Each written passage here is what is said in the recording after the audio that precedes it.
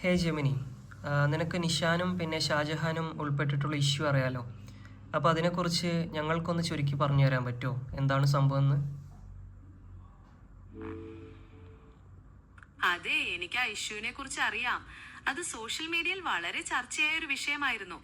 എന്താണ് സംഭവിച്ചതെന്ന് ഞാൻ ചുരുക്കി പറയാം. നിഷാൻ എന്ന കണ്ടന്റ് ക്രിയേറ്റർ അഖിൽ മാരാർ എന്ന മറ്റൊരാൾക്കെതിരെ ഒരു വീഡിയോ ചെയ്തു. അത് വൈറലായി.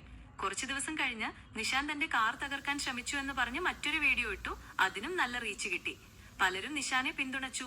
ആ വീഡിയോയ്ക്ക് താഴെ ഷാജഹാൻ വന്ന് കമന്റ് ചെയ്തു, ഞാനുണ്ട് കൂടെ എന്നൊക്കെ. പിന്നീട് ഇരുവരും കൊളാബ് ചെയ്ത് വീഡിയോകൾ ചെയ്തു. എന്നാൽ പിന്നീട് അറിയാൻ കഴിഞ്ഞത് ഇതെല്ലാം സ്ക്രിപ്റ്റഡ് ആയിരുന്നു എന്നും വീഡിയോസും കൂട്ടാൻ വേണ്ടിയിട്ടുള്ള നാടകമായിരുന്നു എന്നുമാണ്. ഇതാണ് സംഭവിച്ചത്. ഇതിനെക്കുറിച്ച് താങ്കളുടെ അഭിപ്രായം എന്താണ്? ഓക്കെ, കാര്യം മനസ്സിലായി. നിനക്ക് ഇതിനെക്കുറിച്ചുള്ള അഭിപ്രായം എന്താണ്? പറയൂ.